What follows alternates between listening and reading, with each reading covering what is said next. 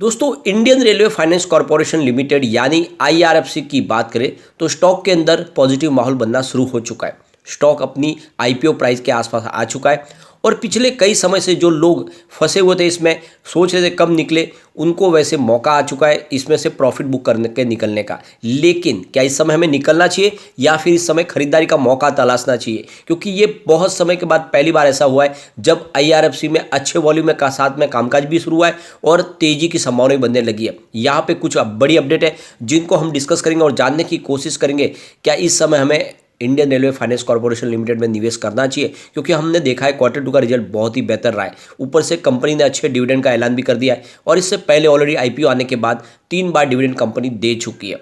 और जो लोग आईपीओ में इन्वेस्टमेंट किए थे उनको लॉस में से बाहर निकाला डिविडेंड के माध्यम से।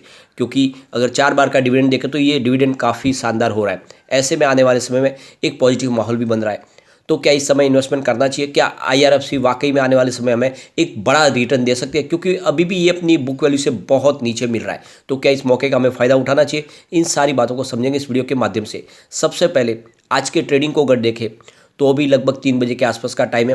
स्टॉक की शुरुआत आज 24.85 पर हुई और यही दिन भर का लो है। हाई है 25.55 का और फिलहाल स्टॉक 25.10 के आसपास ट्रेड कर रहा है। 1.21% की शानदार तेजी है। बाजार में कोई बड़ी तेजी नहीं है, उसके बावजूद भी आईआरएफसी में खरीदारी हो रही है। लोग इस लेवल पे खरीदारी करना पसंद करें।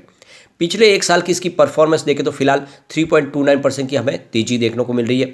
और सिर्फ हम 6 महीने की बात करें स्टॉक में बहुत ही ज़बरदस्त तेज़ी, लगभग 17.56% की बम्पर तेज़ी देखने को मिल रही है।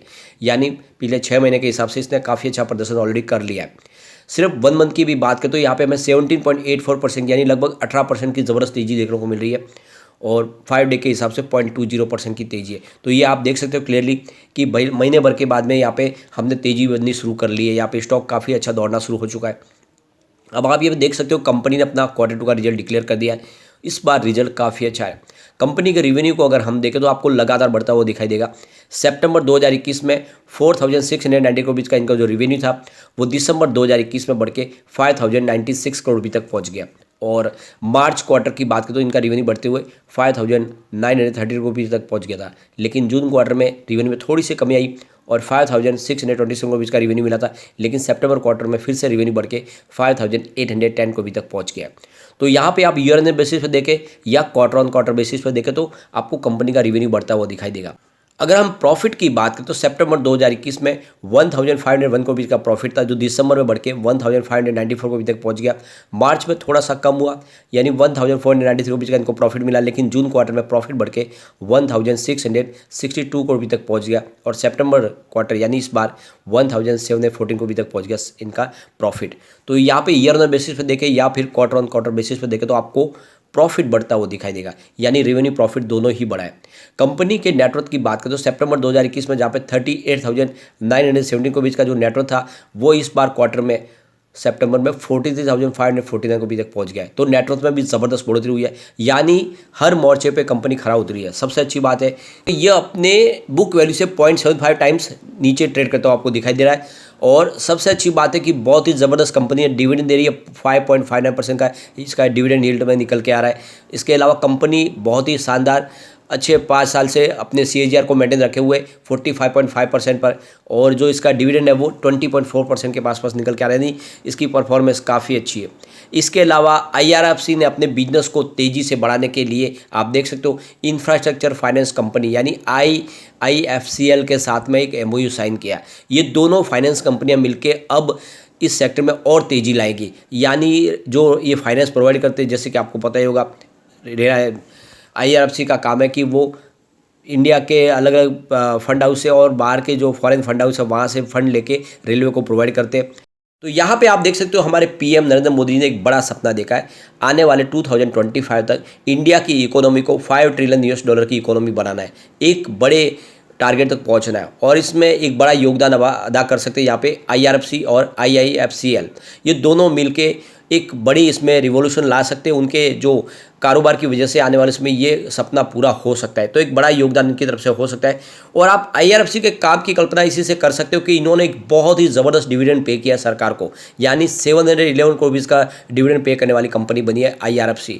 और इसके बाद आप देखें तो 141 करोड़ का इन्वेस्टमेंट डिविडेंड जो पे किया वो है नाल्को, और उसके बाद में 100 करोड़ रुपीज़ का जो डिविडेंड पे करने वाली कंपनी है वो है कॉन्कोर। तो ये आप देख सकते हो कि ये बहुत ही मजबूत कंपनी है और जिस तरह से इनका रेवेन्यू जनरेट हो रहा है उस हिसाब से बात समझ में आ रही है कि आने वाले समय IRFC की प्राइस तो बढ़ेगी ही बढ़ेगी, क्योंकि रिजल्ट बहुत ही शानदार है और दूसरे फंडामेंटल भी बहुत ही मजबूत है और अपनी बुक वैल्यू से नीचे आपको मिल रहा है। सबसे बड़ी बात है कि इनके जो MD है अमिताभ बैनर्जी, उन्होंने कहा है कि आने वाले समय हम अपनी प्रॉफिट को डबल करने जा रहे हैं, यानी बिल्कुल वैसा होगा कि ऑलरेडी हमने देखा पिछले 4-5 साल में भी प्रॉफिट रेवेन्यू सब कुछ डबल हो चुका है। आने वाले समय ये इस लेवल से भी डबल होने को तैयार है। जिस तरह से यहाँ पे सपना देखा जा रहा है वो पूरा होगा, तो लॉन्ग टर्म का नजरिया लेके आपको IRFC में इसी समय इन्वेस्टमेंट कर लेना चाहिए। ये वाकई में अब यहाँ पे दौड़ने को तैयार है। यहाँ पे सबसे बड़ी बात है कि इसको रेटिंग है वो भी काफ़ी अच्छी है। मास्टर रेटिंग इसकी 5 स्टार में से 3 स्टार की रेटिंग है। इसकी EPS स्ट्रेंथ 5 स्टार में से 4 स्टार की रेटिंग निकल के आ रही है। बायर डिमांड देखें तो बायर डिमांड में ये 5 स्टार में से 5 स्टार की रेटिंग है। इसकी प्राइस स्ट्रेंथ 5 स्टार में से 3 स्टार की रेटिंग है और ग्रुप रैंक के मामले में 5 स्टार में से 3 स्टार की रेटिंग है। तो इसकी रेटिंग बहुत ही अच्छी है। इसके अलावा आप देख सकते हो इसकी शेयर होल्डिंग पैटर्न में 86.36% की होल्डिंग सरकार की है।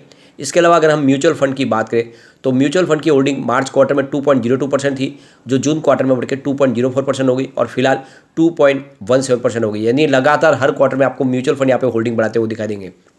इंश्योरेंस कंपनी की बात करें तो यहाँ पे आप देख सकते हो 1.16% की होल्डिंग थी मार्च क्वार्टर में, जो जून क्वार्टर में बढ़ के 1.22% हो गई। फिलहाल इस बार भी अनचेंज है, यानी इंश्योरेंस कंपनी की होल्डिंग आपको बढ़ती हुई दिखाई देगी। फॉरेन पोर्टफोलियो इन्वेस्टर यानी FI की बात करें तो 1.12% की होल्डिंग थी मार्च क्वार्टर में, जो घट के जून में 1.02% हो गई। लेकिन इस बार FI ने फिर से अपनी होल्डिंग को बढ़ा दिया है, 1.05% कर लिया। तो यहाँ पे FI ने अपनी होल्डिंग को बढ़ा दिया है। इसके अलावा अगर हम देखें तो जो रिटेल इन्वेस्टर है उनकी होल्डिंग आपको कम होती हुई दिखाई देगी।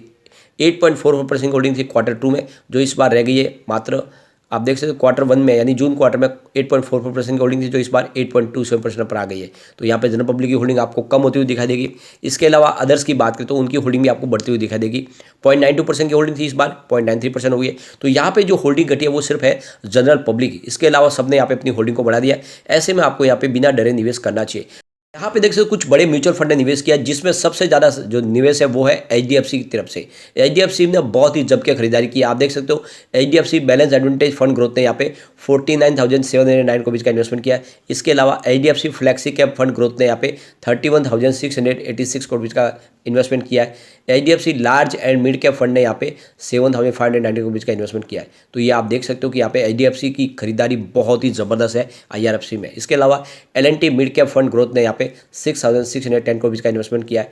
निप्पॉन इंडिया वैल्यू फंड ने यहाँ पे 4,866 करोड़ रुपीज़ का इन्वेस्टमेंट किया। तो कुल मिला के अच्छा खासा निवेश हुआ है म्यूचुअल फंड की तरफ से, और सबसे स्पेशली यहाँ पे HDFC ने बहुत ही ज़बरदस्त खरीदारी की है, जो इशारा है कि आने वाले समय में यहाँ पे IRFC में अब बहुत ही ज़बरदस्त तेज़ी बन सकती है। और जिस तरह से ये सिग्नल निकल के आ रहा है उससे एक तो बात समझ में आ रही है कि जल्द ही यहाँ पे आपको IRFC 3 डिजिट में जाता हुआ दिखाई दे सकता है, यानी इसकी प्राइस 100 हो सकती है। तो ऐसे में आपको बिना डरे लॉन्ग टर्म का नजरिया लेके IRFC में निवेश कर लेना चाहिए, क्योंकि यहाँ पे खोने को कुछ नहीं है। इसकी प्राइस ऑलरेडी अभी भी IPO के नीचे है, ऐसे में डरने की कोई बात नहीं है।